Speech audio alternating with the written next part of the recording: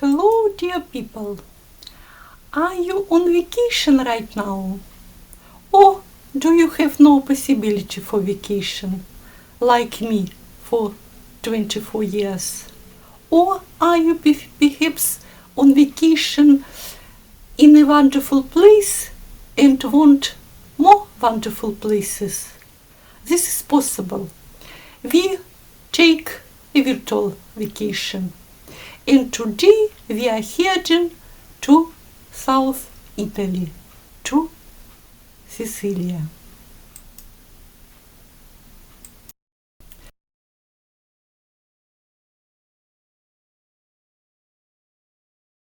So I want you to picture walking up to this incredibly harsh, just imposing medieval fortress. Right. And it's built by this warlord, right, who is basically a direct descendant of Vikings. Yeah, heavy stone, tiny windows, completely built for war. Exactly. Heavy stone.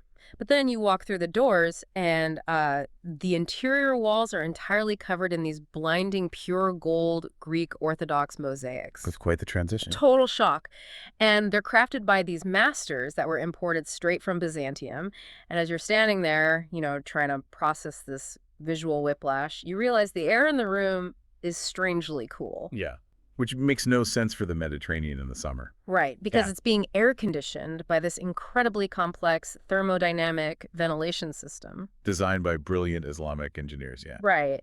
And it sounds like an impossible architectural car crash. I mean, it sounds like a literal historical glitch. But it's not. No. In one specific city, right on the edge of the Mediterranean, that isn't a glitch. It is just the local chapel. So welcome to the deep dive.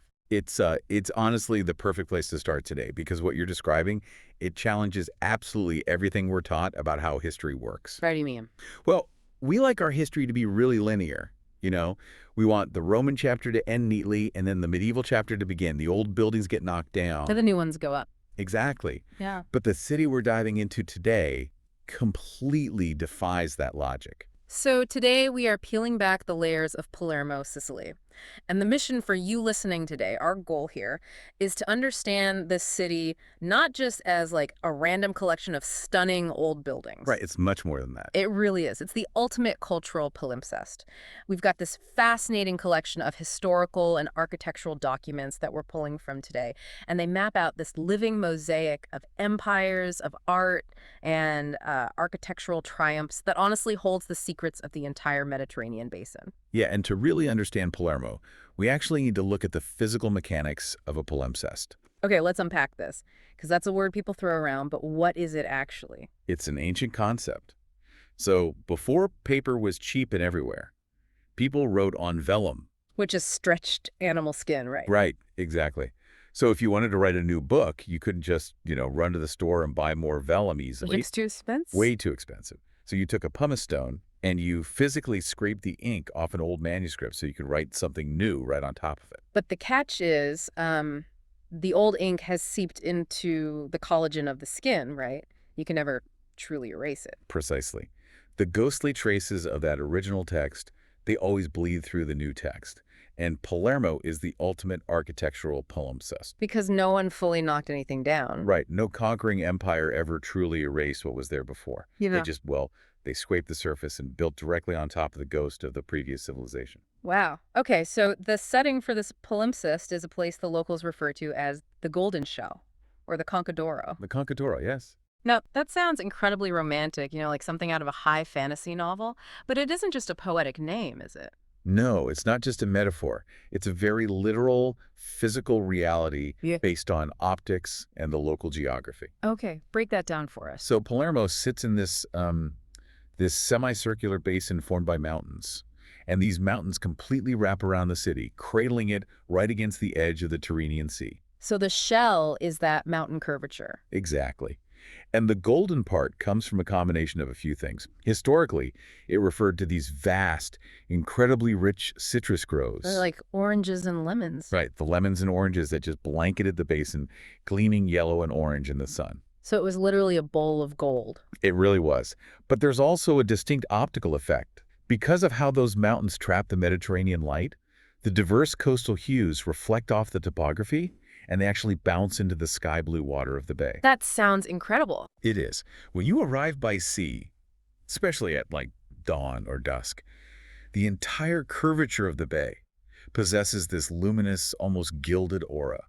The landscape physically cradles the city, and the physics of the light just does the rest. It's the ultimate curb appeal. I mean, if you're wondering why this specific spot became the absolute center of the world for so many different empires, grab a seat because it all starts with the real estate. Real estate is destiny, especially back then. Totally. I mean, Palermo is essentially the most valuable property on the Mediterranean monopoly board. Everyone wanted to put a hotel on it. We are looking at human settlement dating way back to the 8th century BC. Yes, to the Phoenicians. Right, the Phoenicians. Why this specific spot? Well, if we connect this to the bigger picture of ancient logistics, you really have to look at who the Phoenicians were.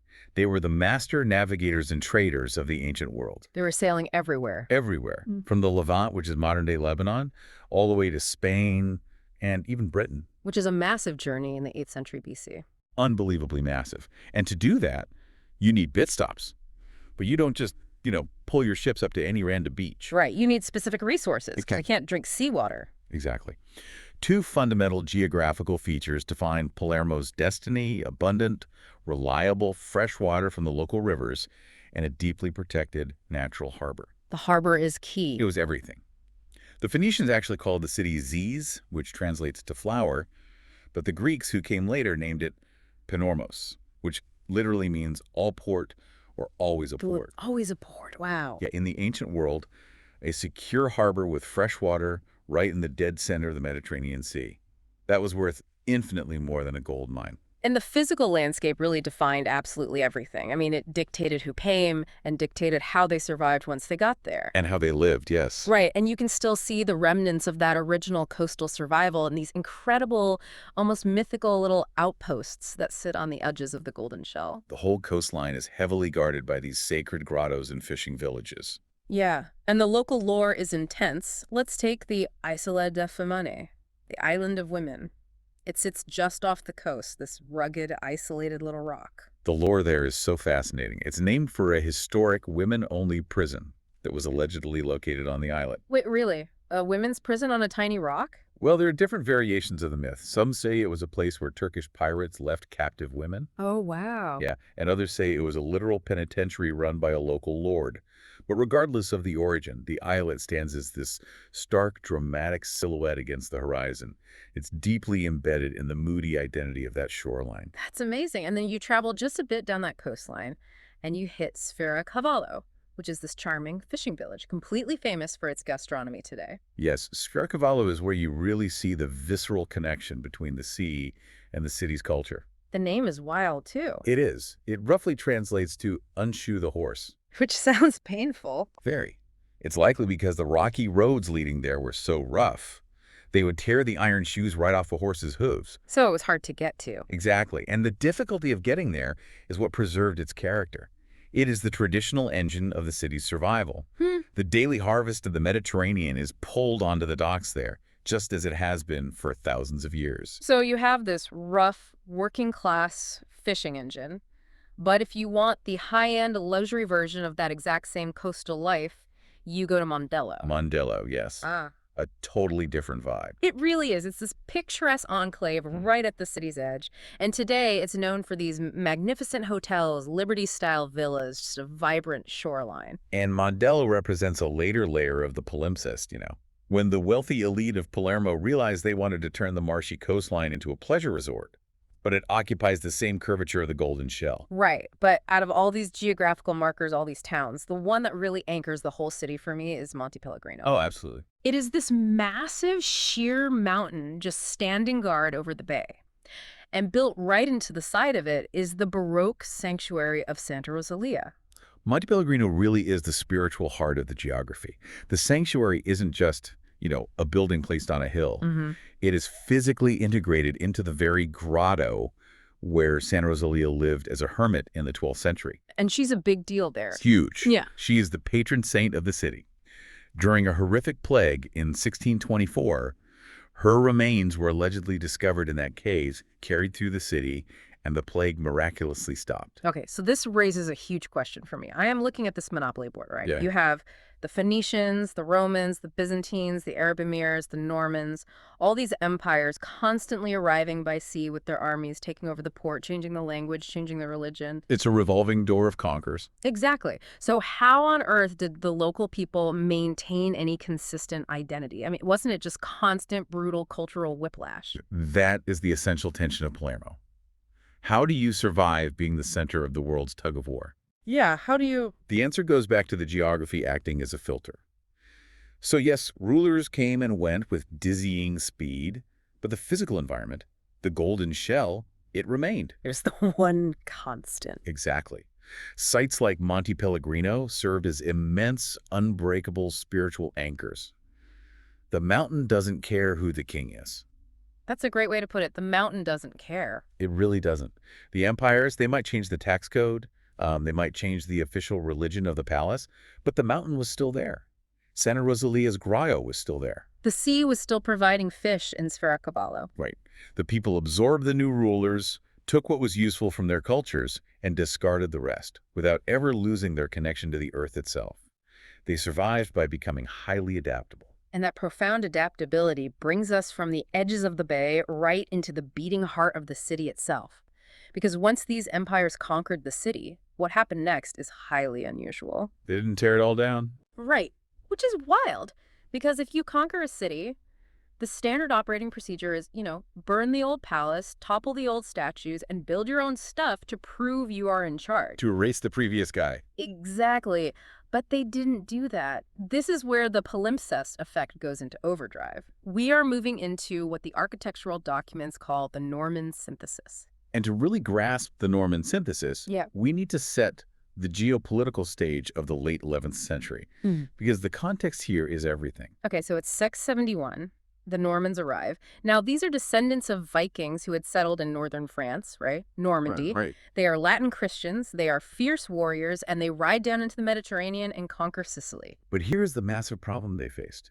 The Normans were a tiny minority. How tiny? We're talking a few thousand knights taking over an island populated by hundreds of thousands of sophisticated Arabic-speaking Muslims who had ruled the island for over 2 centuries. Wow. Okay, so they are vastly outnumbered. Vastly. And that's alongside a massive population of Greek-speaking Byzantine Orthodox Christians as well. Right, because the Arabs then turned Palermo into this bustling metropolis, right? Yeah. Full of mosques, gardens, advanced water systems, while the Greeks held on to the deep administrative and artistic traditions of the old Eastern Roman Empire. Exactly. Yeah. So if the Norman kings rolled in and just tried to force everyone to build French Gothic churches and speak Latin, they would have faced endless bloody rebellion. They'd be wiped out. Completely. They simply didn't have the manpower to rule by sheer force. So King Roger II and his successors made a brilliant, calculated political decision. They decided to run an architectural PR campaign. That's a highly accurate way to look at it, honestly. It was the deliberate strategy of enlightened monarchs. They forged an entirely new Sicilian architectural vernacular by synthesizing the absolute best of Islamic engineering, Orthodox Christian artistry, and Latin administration. It's so smart, and you can see the sheer ambition of this at the Palermo Cathedral. Oh, yeah. Which was erected in 1185 by order of Archbishop Gualtiero o Familio. When you look at the outside of this cathedral, it is trying to resolve so many influences. It's the ultimate palimpsest. It really is. You have this fortress-like structure, but then you have Islamic-style blind arches, you have Gothic elements, and later on, they even slapped neoclassical domes on top of it. It is quite literally a timeline in stone. It resolves countless influences into this unified, solemn ensemble.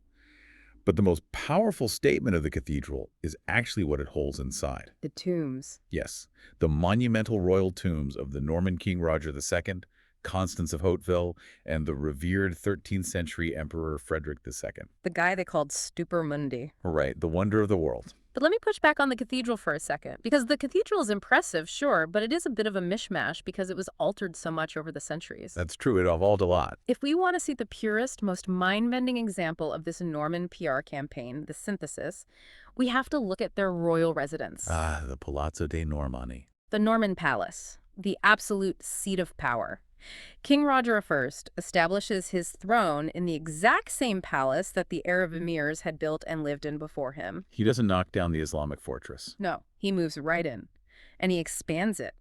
You have the massive 15-meter Pisana Tower built for royal audiences, the brilliantly frescoed Yellow Room, and later additions like the stunning 17th century Maquetta courtyard. It's a palace that just kept organically growing. But the crown jewel is tucked inside, Mm. built in the early 12th century, the Palatine Chapel. The Cappella Palatina. This is where the synthesis reaches a level of genius that honestly still stuns architects today. Let's walk the listener through this because it is surreal. So you walk into this chapel inside a Norman king's palace. The floor is covered in complex Islamic geometric marble inlay. Beautiful stonework. Yeah, and then you look up and the wooden ceiling is this masterpiece of Arabic carpentry called muqarnas. Muqarnas, yes. These intricately carved, honeycomb-like wooden vaults, and they're painted with scenes of daily life, musicians, and dancers. It is pure Islamic palace art. Yes, in a Christian chapel. In a Christian chapel, it's wild. And then you look at the walls, and every single inch is covered in Byzantine mosaics. Pure gold. Stunning. Biblical scenes crafted by Greek Orthodox masters brought over from Constantinople. And at the apex of it all, just dominating the apse, is the stern, imposing figure of Christ Pantocrator. And we should probably define that term Pantocrator because it is crucial here. Yeah, what does that actually mean? It translates literally from Greek as ruler of all or almighty. In Byzantine art, the Pantocrator is a very specific, highly formalized depiction of Christ. He's not shown suffering on a cross. Right, he's not a victim here. Not at all. He's shown as a severe, powerful, judging emperor of the cosmos. He's holding the New Testament in his left hand and making a gesture of blessing with his right, in the Greek style. And he is looking down at you, and the eyes, they just follow you everywhere in the room. It is deeply intimidating. And that intimidation is the entire point. I mean, think about the message King Roger is sending to anyone who enters that chapel. It's purely political. Purely. He has an Arab emir looking up and seeing his own culture's mathematics and carpentry celebrated on the ceiling. He has a Greek bishop seeing his own culture's highest art form, the golden Pantocrator, on the walls. And he has the Latin Norman king sitting on a raised throne right in the middle of it all, administering the law. Exactly. The architecture is literally saying, I am the rightful ruler of all of you because I embody the best of all of you. I have unified the cosmos. Wow. It is staggering political genius. And they weren't just mixing religious styles to keep the peace either. They were mixing lifestyle tech. Lifestyle tech. Because the Norman kings loved the luxurious lifestyle of the Arab emirs. Which brings us back to the Zisa Palace. Ah, the Castello della Zisa, built in the mid-12th century, mostly under King William I. This was a royal retreat on the outskirts of the city. And what blows my mind is that it features an ingenious Arab-engineered ventilation system, basically a 12th century air conditioner. It's incredible engineering. Now, I have to know, how exactly does a medieval air conditioner work without electricity? It relies entirely on passive cooling and pure fluid dynamics. The Islamic architects were absolute masters of thermodynamics. Okay. So the system is built around features called wind catchers, or melkwafs. Okay, let's unpack a wind catcher. What does that look like? Imagine tall, tower-like structures on the roof of the palace, open on specific sides to catch the prevailing sea breezes. As the hot summer air blows over the roof, these towers act almost like a vacuum.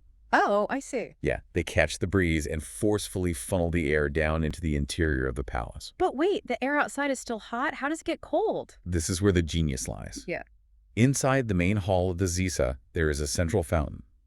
The hot air from the wind catchers is forced down and directed straight over the surface of the water in that fountain. Okay. And it also flows over small channels of water running right through the floors.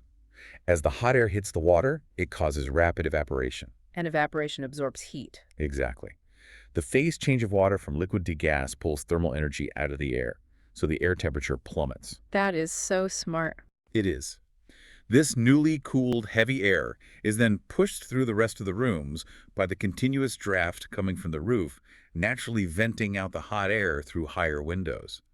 The Norman kings were sitting in beautifully chilled rooms in the middle of the blistering Sicilian August. Because they were smart enough not to fire their Arab engineers, they put them on the royal payroll. Knowledge is only valuable if you apply it. And And what's fascinating here is the Normans applied everything they found. They really did. And you see this specific architectural DNA scattered all over the city in the 12th century. There's San Giovanni degli Eremiti. Built in the mid-12th century, yes. It's a Christian adaptation of a preceding era building known as the Kaaba. And it is famous for these striking, completely iconic, smooth red domes sitting on top of a very severe, boxy stone structure. Those red domes are essentially the skyline signature of Arab Norman Palermo. You see them again on the Church of San Cataldo. Right. Built around 1150 during the reign of William I, it has 3 perfect, bright red domes. I mean, if you just glanced at it, you would assume it was a mosque in North Africa. But it is a Catholic church. Exactly. Then you have La Martorana, built in 1143. Now, this wasn't built by the king, but by his High Admiral George of Antioch, who was a Greek. Right. And it is renowned for its beautifully preserved, pure Byzantine mosaics. It is a Greek Orthodox masterpiece sitting right in the middle of this Arab-Norman fusion city. It's a city of layers.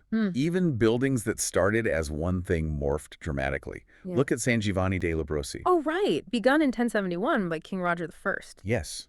It starts as this severe, heavy Norman structure, a classic symbol of military conquest.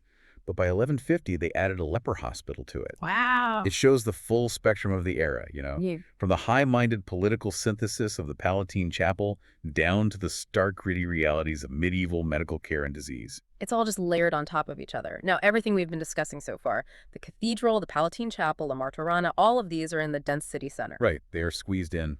Yeah, they are examples of gradual layering, buildings squeezed into existing street plans, modified over decades. But if you want to see what this culture could do when they started from scratch. With unlimited funds and a clear vision. Exactly. You have to leave the city center. You have to travel to the outskirts, to Sure. Monreale. Monreale. If the city center is a chaotic palimpsest, Monreale is the grand, unified masterpiece. Okay, here is where it gets really interesting for me. The foundation of the Cathedral of Monreale was laid in 1174 by King William II. It sits up on a gentle elevation overlooking the Golden Shell. Now, I want to use an analogy here. Monreale is basically the architectural equivalent of a stealth bomber. A stealth bomber. How so? Because it is flying completely under the radar on the outside. That's very true. The exterior of this massive basilica is tightly constrained by its urban context, but more importantly, it is deliberately hiding its true scale and beauty. Completely on a door. Yeah. From the outside, it looks blocky, severe, and almost shockingly plain. Heavy stone walls. No soaring, delicate Gothic spires. Just a fortress-like bulk. It is an incredibly imposing, mute exterior. And this raises an important question, Why hide the beauty? Why spend the equivalent of billions of dollars on a cathedral and make the outside look like a warehouse? Exactly. If you're a king showing off, why hide the goods? It comes down to medieval theology and the psychology of the pilgrim. In the medieval mindset, the exterior of the church represents the physical world, the earthly realm. Which is rough. Exactly. The earthly realm is harsh, unadorned, and full of suffering. The heavy stone represents the weight of mortal life, but the church interior represents heaven, the realm of the divine. The contrast is the entire point. When you cross the threshold from the outside world into the church, you are meant to be psychologically shattered.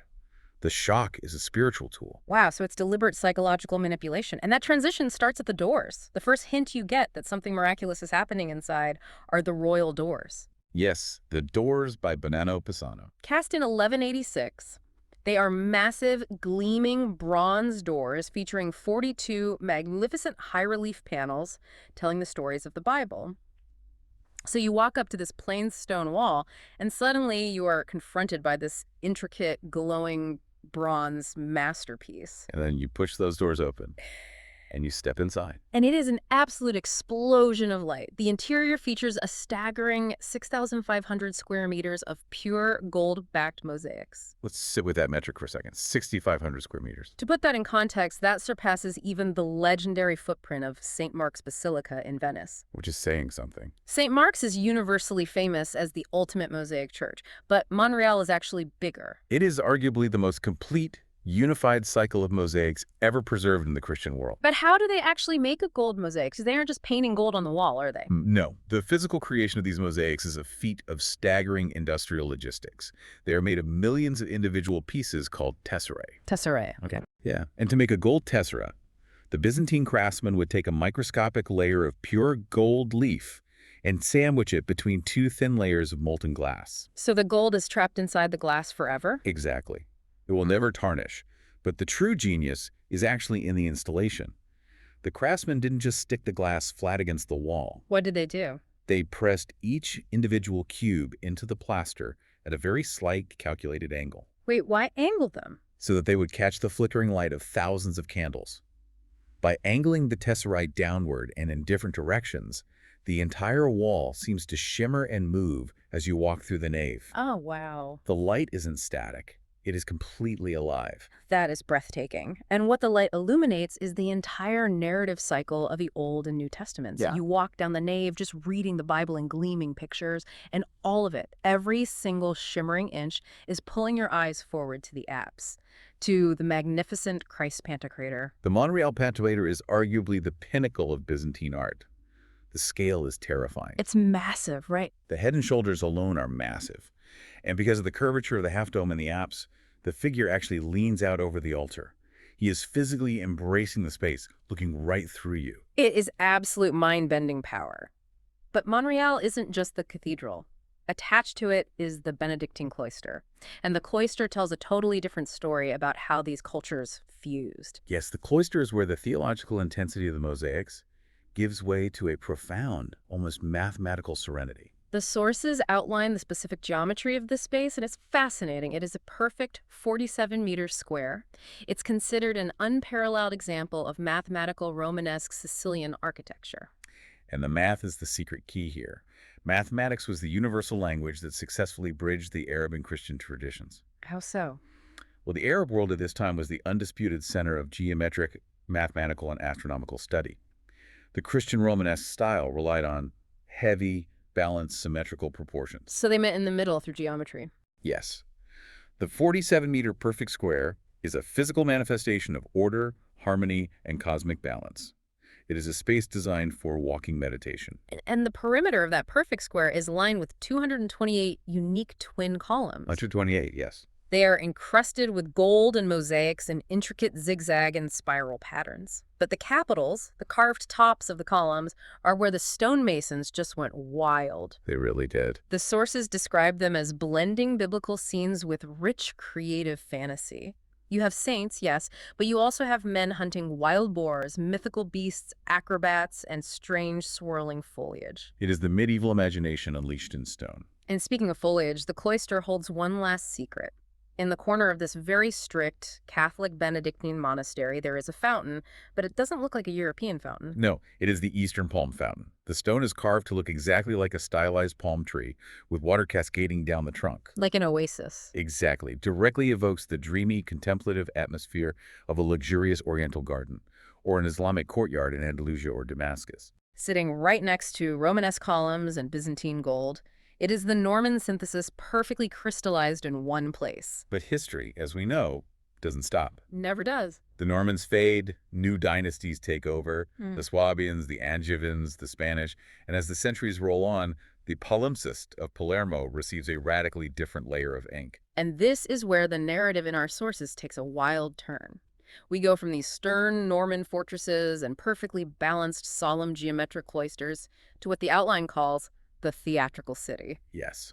Fast forward to the 16th, 17th, and 18th centuries. Palermo is dramatically dressed in layers of complex theatrical Baroque drama and later scientific elegance. Dressed is definitely the right word because the architectural whiplash here is severe. We move from mathematical serenity to complete sensory overload. Let's look at the Quattro Canti, the four corners. Officially called Piazza Villiena, built in the early 1600s. The absolute epicenter of the Baroque city. Our sources describe it as an explosion of concave architectural lines holding Baroque fountains and statues. It's quite a sight. It's an intersection where all four corners are massive, curved facades divided into three tiers. The bottom tier has fountains representing the four seasons, the middle tier has statues of four Spanish kings, and the top tier has the four patron saints of Palermo. The Quattro Canti is a masterclass in urban scenography. Notice the shape, though. They aren't flat walls. They are concave. How does the concave line change things? A flat wall is a boundary. It stops your eye. A concave wall scoops the space out. It embraces the street and physically draws the viewer into the center of the intersection. Oh, wow. Yeah, it manipulates perspective to make the buildings look taller, more dynamic, and almost as if they are in motion. The architecture is literally performing for you. And just a few steps away, that performance gets even louder at Piazza Pretoria. Oh, It's yes. anchored by a 1463 palazzo, but its centerpiece is this massive, miraculous fountain. And the fountain is comprised of dozens of pagan, allegorical, and mythological statues. The Fontana Pretoria, often referred to by locals as the Fountain of Shame. Okay, let me push back on this. We are in the 1500s and 1600s. The Spanish Inquisition is active. This is a hyper-Catholic city. And right in the center of town, in front of a church, they install a massive fountain covered in completely exposed, writhing, naked river gods and pagan nymphs. It seems like a contradiction. A huge one. How did the religious authorities let that fly? Isn't that asking for a riot? It's a brilliant contradiction, isn't it?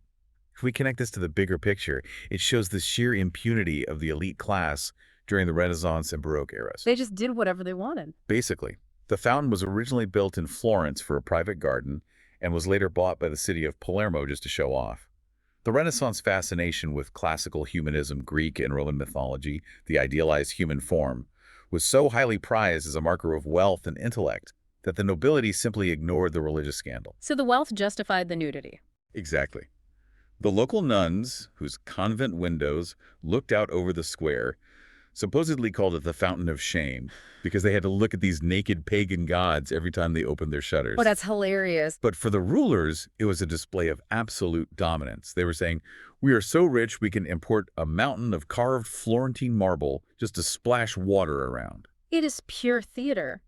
And you see that theatrical framing everywhere. The city built these monumental portals, grand entrances piercing the ancient walls. Like Porta Nuova and Porta Felice. Right. The magnificent Porta Nuova, built to celebrate the arrival of the Holy Roman Emperor Charles V, and the grand Porta Felice facing the sea. They aren't defensive gates, they are triumphal arches. And why the shift from defense to theater? Because the geopolitical reality had changed. They didn't need castles anymore. Exactly. In the medieval era, Palermo was a frontier stronghold. The Normans needed castles. But by the 17th century, under Spanish rule, Palermo was an established capital of nobility. They didn't need to repel invaders from the city center. They needed to impress their rivals. The stage was set for the aristocracy. And the church wanted in on the performance, too. The Baroque churches are just as dramatic as the squares. Look at San Domenico. A monumental presence. It really is. They literally built it right over the earlier 14th and 15th century Dominican churches. They needed a bigger stage. Or Santa Teresa, which has a facade that retains its severe, perfect, immaculate beauty. It uses the heavy, dramatic shadow play of the Baroque style, but in a more restrained, imposing way. But the one that sounds the most atmospheric is Santa Maria dello Spasimo. Oh, yes. The ruins. It's this complex, ancient structure that was never actually finished. Today, it is just haunting ruins open to the sky. But it was once home to Raphael's incredibly famous painting, the Madonna dello Spasimo. And even in ruin, it provides a profoundly theatrical backdrop. The crumbling arches against the blue sky. It feels like a meticulously designed stage set for a tragic opera. And if you want the exact opposite of ruin, you walk into San Giuseppe dei Teatini. The interior is entirely clad in carved, precious marble, massive monolithic columns, and brilliant frescoes. It's overwhelming. It is a sensory assault. It is just screaming, look how impossibly rich and powerful we are. But the performance of the city evolves one more time as we move out of the heavy Baroque drama and into the 18th and 19th centuries. Right, the era of elegance. Yes, the elite stop just showing off their wealth through gold and marble, and they start trying to show off their intellect, their science, and their global awareness. They stop building defensive fortresses, and they start building temples of music and rare botany.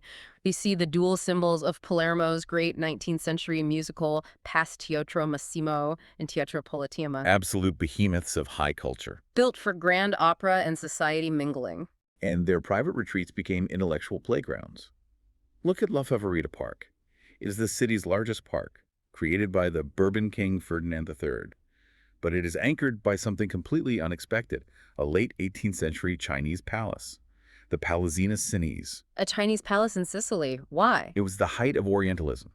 In the 18th century, it was highly fashionable for European nobility to be obsessed with the aesthetic of the Far East, which they viewed as mysterious and exotic. Ah, I see. Building a Chinese-style pavilion with its pagoda roofs and painted silks was the ultimate intellectual flex. It showed you were cosmopolitan, that your awareness spanned the entire globe, not just your local fiefdom. You also have Villa Iggia, a legendary late 19th century retreat built by the incredibly wealthy Florio family. It became one of Sicily's most luxurious havens, a playground for European royalty and Hollywood stars later on. But for me, the ultimate intellectual flex from this era of elegance is the Botanical Garden. The Ordo Botanico, founded in 1785 by Viceroy Caracciolo. It spans a massive 10 hectares, and here is where the story loops back on itself in such a satisfying way. Remember the unique, mild climate that drew the Phoenicians 2,500 years earlier? The Golden Shell. Right. That exact same microclimate allowed the botanical garden to preserve incredibly rare forms of living vegetation from all over the world. The Botanical Garden wasn't just a pretty place for the nobility to take a stroll. It was a rigorous scientific laboratory. This is the Enlightenment reaching Palermo. The goal was to categorize the natural world. Because knowledge is the new gold. Exactly. They used their perfect Mediterranean microclimate to grow species that wouldn't survive anywhere else in Europe. Like what? They brought in coffee, papaya, and the massive sprawling Ficus macrophylla from Australia, whose gigantic aerial roots look like melted wax pouring over the pathways. Yeah. The elite were showing that they could master nature itself. Okay, so we have walked through the palaces of the Arab emirs, the golden cathedrals of the Norman kings, the Baroque theatrical squares of the Spanish viceroys, and the scientific gardens of the Enlightenment nobility. Palaces, churches, and gardens tell the story of the rulers. But what about the people? This is where we reach the final and perhaps the most vital layer of the palimpsest. Because beneath all the gold, the marble, and the intellect of the rulers, the soul of Palermo is preserved by its everyday people in the chaotic streets down below. And our sources drop us right into the deep end here with the Vecuria. The Vecuria. It is the city's most famous, notorious historical market. The notes describe it as an unforgettable immersion into the sounds, colors, and smells that are absolutely essential to understanding the local spirit. The word Vucceria itself comes from the French boucherie, meaning butcher shop. But in local dialect, it has come to mean confusion or hubbub. And that is exactly what it is. If you walk into the Vucceria market today, it's an absolute assault on the senses. You have the smell of roasting meats, the brilliant flash of silver from the swordfish on the ice, the shouting of the vendors aggressively haggling and singing out their prices. And what's crucial is that the Vucceria is the unbroken thread. The architecture of the palaces has changed constantly, but the visceral reality of that market, the way fish is sold, the way spices are traded, the sheer crushing density of human interaction that has likely felt the exact same since the days of the Arab souks 1,000 years ago. Wow. It is the raw, beating heart of the city. It is loud, it is messy, and it is furiously alive. And that life is also captured in the folklore. The vivid, almost aggressive colors of the traditional painted Sicilian carts. And the pupae, the marionettes. The Opera dei Pupi. The puppet theater. These are essentially the heirs to wandering actors who have been transmitting traditions for centuries. Now, it is easy to look at puppets and think, oh, that's just quaint historical entertainment for children. But that would be a massive mistake. The marionettes were a crucial, subversive vehicle for preserving local identity. How so? Think about the psychological toll of being constantly ruled by foreign powers. Whether it's the French, the Spanish, or the Austrians, someone else is always writing the laws and taking the taxes. You'd feel completely powerless. Exactly. The local people needed a way to keep their own heroes, their own language, and their own values alive. The pupae performed grand epics of chivalry, usually based on the legends of Charlemagne and his rebellious paladins. So it was like undercover rebellion. Yes. Through these loud, clashing, violent puppet battles, they were teaching the populace about honor, resistance, and justice. They kept the Sicilian spirit fierce. And that historical memory of resistance is incredibly fierce. I mean, look at the Sicilian Vespers in 1282. The puppet shows of rebellion were reflecting a very real capability for explosive violence. The Sicilian Vespers is the defining moment of the populace stepping onto the historical stage. The outline highlights this, and the details are gripping. It happens on Easter Monday. The island is being ruled by the French Angevins, specifically Charles of Anjou, and the French are incredibly oppressive. Brutal, really. Yeah, they are taxing the locals into poverty and treating them with absolute arrogance. The tension had been building for years. The city was a powder keg. And the spark happens at the Church of the Holy Spirit right outside the city walls. The locals are gathering for a festival on Easter Monday. A group of armed French soldiers shows up, supposedly to keep the peace and search for weapons. And one of the French sergeants aggressively searches a married Sicilian woman under the guise of looking for a concealed weapon. He grossly disrespects her. It was an unbearable insult to the honor of the family. The woman's husband attacks the soldier is killed, and in an instant, the entire pent-up rage of the city explodes. The church bells begin ringing for Vespers, the evening prayer, and that ringing becomes the signal for a spontaneous, vicious, island-wide massacre of the French. It was immediate and sweeping. The rebellion permanently expelled the French rulers from the island. It is a profound, jarring contrast to the high art botanical gardens or the silent geometric cloisters we discussed. The Vespers show that beneath the polished marble surface, there is a populace that is intensely proud, fiercely protective of their honor, and entirely capable of explosive action to defend their home. It's all connected. It is. The memory of the Vespers is baked deep into the identity of the city. It really seems like the people of Palermo refuse to let go of any of it. They hold the majestic Norman kings, the theatrical Baroque facades, the scientific gardens, and the bloody memory of the Vespers all in their hands at the exact same time. But the outline gives us this beautiful final image to tie it all together. Nightfall. Yes. As night falls over the Golden Shell, the city transforms. The intense traffic subsides. The aggressive shouting of the Vicuria retreats. The chaos fades. And what is left in the quiet are the tranquil squares, the massive churches, and the monuments standing frozen in time under the streetlights. You can finally see the ghost text of the palimpsest shining through.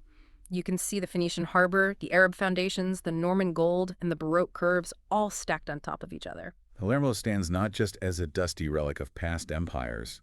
It is an eternal city with a profoundly proud, unbroken soul. It forces us to rethink what a city even is. Right. It shows us that a city is not just a place that gets knocked down and neatly rebuilt. It is a living entity that absorbs absolutely everything and forgets nothing. For you listening, whether you are prepping for a trip to Sicily or you are just exploring the world from your living room, hopefully this gives you a shortcut to truly seeing those layers, because history isn't just trapped in textbooks, it is hiding in plain sight on every street corner, waiting for someone to know how to look at it. And it raises an important question for you to consider today, based on our deep dive. In your own city, or perhaps even in your own life, what are the invisible layers beneath the surface? The old beliefs, the forgotten foundations that are secretly dictating the present? That is a question that will stick with you, just like those ghostly words on a scraped piece of vellum. Thank you so much for joining us on this deep dive into the Golden Shell. Keep looking for those hidden layers, and we will catch you next time.